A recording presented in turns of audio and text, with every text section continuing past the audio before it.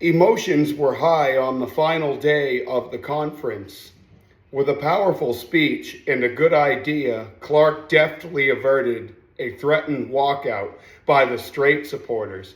He reminded the group that they had far more in common than that which divided them and suggested their impasse on the membership question be resolved by issuing a dissenting minority opinion.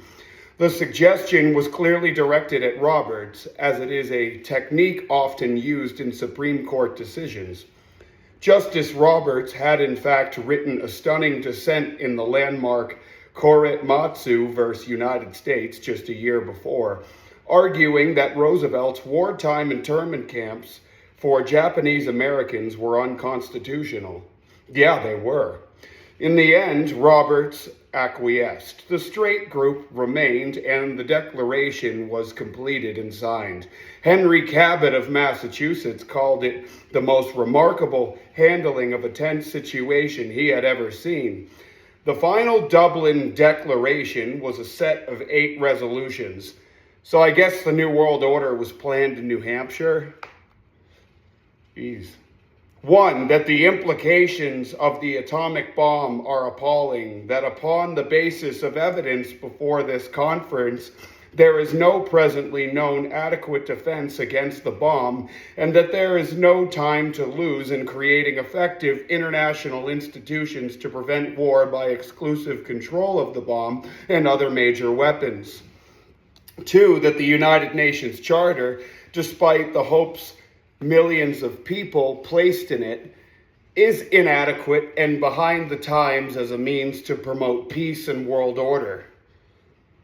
3, that in place of the present United Nations organization, there must be substituted a world federal government with limited but definite and adequate powers to prevent war, including power to control the atomic bomb and other major weapons, and to maintain world inspection and police force. 4, that a principal instrument of the world federal government must be a world legislative assembly whose members shall be chosen on the principle of weighted representation, taking account of natural and industrial resources and other relevant factors as well as population. 5, that the world federal government should be responsible to the World Legislative Assembly. 6, that the Legislative Assembly should be empowered to enact laws within the scope of the limited powers conferred upon the world federal government to establish adequate tribunals and to provide means to enforce the judgments of such tribunals. 7, that in order to make certain the constitutional capacity of the United States to join such a world federal government, steps should be taken promptly to obtain a constitutional amendment definitively permitting such action.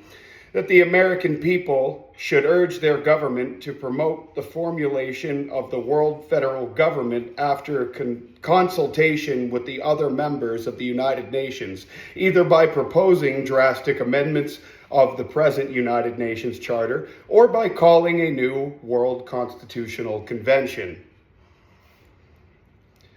The dissenting minority opinion signed by Roberts and other straight supporters endorsed all 8 resolutions, but also recommended exploring a democratic union simultaneously with efforts to establish a world federal government.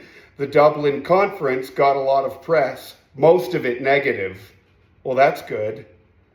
The reaction of the New York Times was fairly typical. It described the group as able and sincere, but essentially dismissed the plan as utopian. A true world federation such as they contemplate is beyond attainment at this stage of history. The actual choice is not between the UNO and an ideal world government. It is between the UNO and chaos. A few individuals and groups already in favor of some world legal umbrella responded warmly, but the committee's proposals were largely rejected by the public, the press, and not surprisingly, by the new United Nations itself. Hopeful internationalists accused the Dublin Group of trying to sabotage the fledgling organization before it ever had a chance, while the far right predictably decried the Dublin Declaration as a totalitarian manifesto for an all-powerful, all-encompassing world state. Yeah, if criticism from the right was virtually unavoidable, alienating the peace-seeking, mostly moderate United Nations supporters surely was not. It was almost certainly a rare tactical mistake for Clark to publicly oppose the tremendously popular United Nations before it had gotten started.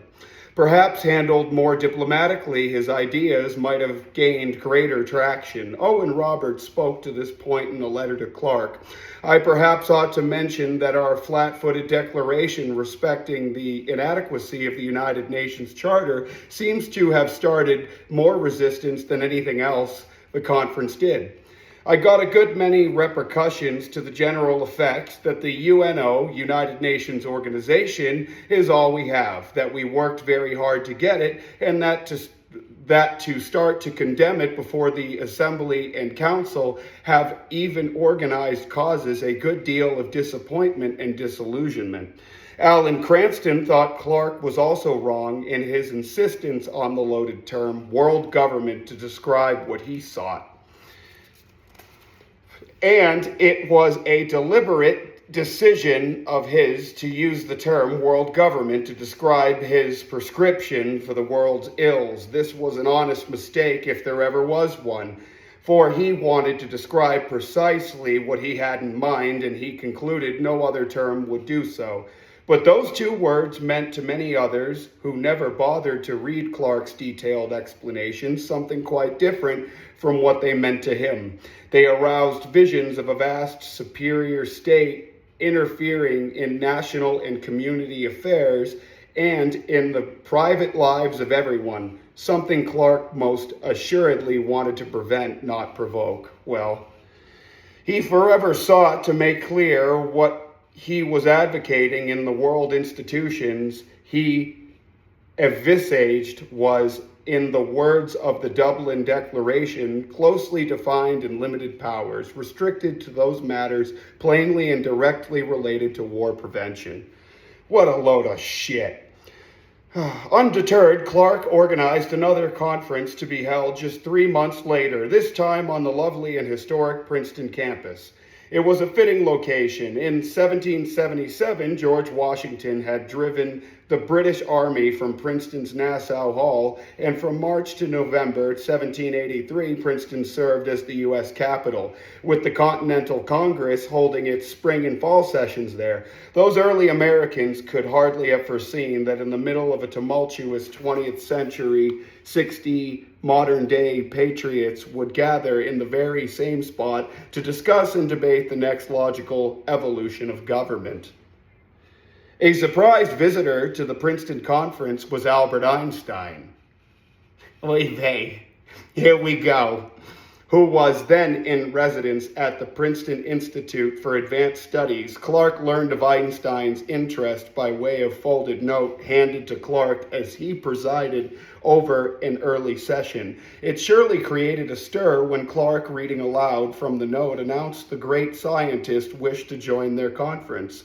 The topic was a natural draw. Einstein, who had been advocating for world peace since the onset of World War I. In fact, his outspoken pacifism and other allegedly radical activities had led to the FBI to closely monitor the dangerously peace-minded scientist as early as 1932. Geez, what do these guys fucking want? I no longer try to fucking make sense of them. Einstein arrived in his famously disheveled style. A fellow attendee described him as a surprisingly small personage, arrestingly dressed in gray flannel trousers of varying hue, natty black suede shoes, and above all, that tangled mop of Skye Terrier-style locks hiding the eyes, strangely reproducing the brown, blue, yellow, gray shades of the voluminous gray trousers. Einstein participated with great enthusiasm, nodding vigorously, clapping loudly, and raising his hand to vote both A and nay on the same proposals. The eminent visitor signaled his departure as he had his arrival. By delivering a folded note to Clark, this one again read aloud to the group, "I will be happy to vote for any conclusion at which your conference arrives." Despite the celebrity of Einstein, the collective prestige of the rest of the group, newspapers took little notice of the Princeton Conference, and it had virtually no impact on policymakers or the public. Clark pressed forward. The Dublin and Princeton conferences were not held in a vacuum, of course. People have sought peace for as long as there has been war. In 1945 and 46, the worldwide peace movement was in a state of flux.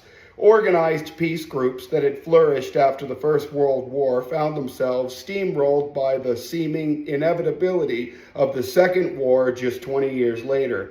Then came visions of the apocalypse as the atomic bomb explosions at Hiroshima and Nagasaki raised public awareness as well as the stakes for achieving peace. The good news of damnation became edgy, darkly optimistic, a edgy, darkly optimistic catchphrase in the peace community, meaning the clear and present danger of total annihilation might finally bring people to their senses about the need for world peace. Yeah, order out of chaos, rescue anger victim, problem reaction solution, order ab cow, Hegelian dialectics. In the United States, as everywhere, peace groups fell roughly into three categories: pacifists, scientists, and internationalists. The venerable pacifists, religious and otherwise, had centuries of experience, organization, and noble inspiration to draw on. And while the terrible toll of 2 world wars reinforced the pacifists' anti-war, anti-military, anti-violence message for a time, Pearl Harbor came along and essentially ended public debate about America's joining the war. And the fucking Roosevelt administration knew that the Japanese were going to attack, but why let a fucking crisis go to waste, right? As the peace historian Lawrence Whitner puts it, by the end of World War II, not only had the war badly mauled pacifist groups, but the movement's own inability to stop fascist aggression or to halt the war itself had shattered its confidence and left it, in many instances, discredited and isolated from broader public currents. It was quite a different story for the atomic scientists. The war had significantly raised their political profile, and they were suddenly a potent new force in the peace movement. Talk about an oxy-fucking-moron, huh? After Hiroshima, the scientists spoke with unmatched authority on the question that preoccupied the globe. They had both the unique grasp of atomic technology and the knowledge that scientific research rarely recognizes national boundaries. Nuclear fission was a prime example. The German physicists Otto Hahn and Fritz Strassmann published the first report of a successful nuclear fission experiment in 1938. Then in April 1939, a French team led by Frédéric Joliot-Curie published its own work on neutron emission in the widely read journal Nature. News of both experiments raced through the international scientific community, and soon official atomic bomb programs were underway in Germany, Great Britain, and perhaps the Soviet Union. Within a year came the supposedly top-secret Manhattan Project in the United States, but as Einstein and his colleagues well knew, there were no secrets in science, at least not for long. The scientists were also motivated by a sense of social responsibility, if not guilt, for the Frankenstein monster their research had spawned. They tried to educate the public about the real responsibility of nuclear annihilation through war or nuclear accident. And they warned that absent a strong international nuclear authority, a deadly international arms race was virtually inevitable. Einstein put it most poetically: the unleashed power of the atom has changed everything, save our modes of thinking. and thus we drift toward unparalleled catastrophe. One peace leader said that scientists were part of the conspiracy to preserve our civilization by scaring men into rationality. The scientists were brilliant and sincere, but lacked organization and cohesion. By 1947, they had been sidelined as a major force in the global nuclear discussion by disillusionment, fatigue, the attractions of peer research, loyalty slurs, and lack of international opportunity, all of which conspired to wear down the remnants of the movement. The third major peace camp into which Grenville fell was the Internationalist or World Federalist group. In other words, the fucking faggot, pansy, sellout, Zionist cocksucker party. They represented an array of positions from Clarence Strait, initially popular Union Now Federation of Democracies movement, to the more comprehensive world government the Dublin Group had proposed. In April 1947, a half dozen of the largest groups of the World Federalist persuasion gathered in Asheville, North Carolina. Oh yeah, where the Vanderbilts had that fucking mansion, where they had the painting of Anderson Cooper, the little boy with the ropes, and he was on that fucking painting, and it was in Podesta's house. Yeah, that place. Yeah, the place where all the fucking satanic rituals go on.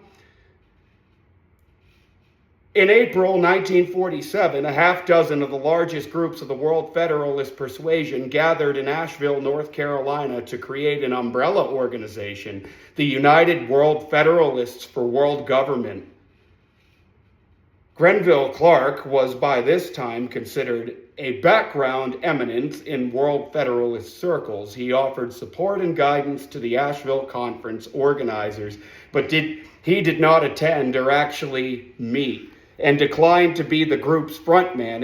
Instead, Clark and two well-connected friends, T.K. Finletter, a prominent banker and future Secretary of the Air Force, and W.T. Holliday, president of the Standard Oil of Ohio, persuaded their fellow Dublin conferee, Cord Mayer, to serve as the UWF's first president.